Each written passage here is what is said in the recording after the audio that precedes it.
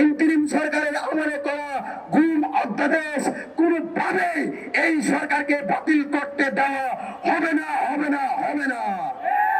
সংগ্রামী সাথী বন্ধুগণ, আজকের সমাবেশের শেষ পর্যায়ে আমাদের মৌলিক দাবিগুলো আমরা শুনিয়ে দিতে চাই। আমাদের মৌলিক দাবিগুলোর প্রথম দাবি হলো ইন্টারিম সরকারের আমলে করা গুম অধ্যাদেশ কোনোভাবে এই সরকারকে বাতিল করতে দেওয়া হবে না, হবে না, হবে না। তারপরে যদি সরকার গুম অধ্যাদেশ বাতিল করতে চাই তাহলে 11 দলীয় জোট সহ হেফাজুল ইসলাম সহ দেশের আম জনতা সহ সকল নাগরিক মিলে এই গুম অধ্যাদেশ থেকে তাদের এই সিদ্ধান্ত থেকে তাদের বিরুদ্ধে তাদের পতনের যাত্রা শুরু হবে ইনশাআল্লাহ।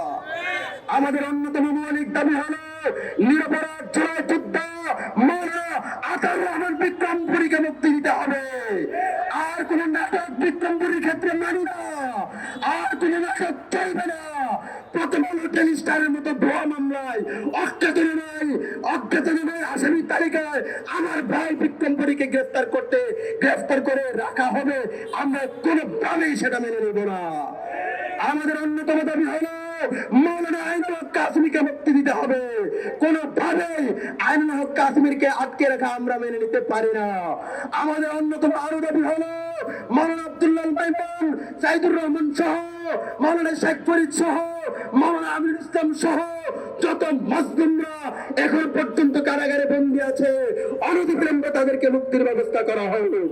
আমাদের সর্বশেষ কথা হলো বিগত স্বৈরাচারের আমলে যাদেরকে সন্ত্রাস বিরোধী আইনে মামলা দেওয়া হয়েছে, ইন্টারিম সরকার এবং বর্তমান সরকার কোন সরকারি রাজনৈতিক মামলাগুলো তারা বাতিল করলো। স্বৈরাচার হাসিনার দেওয়া একটা সন্ত্রাস বিরোধী মামলা তারা খালাস করে নাই।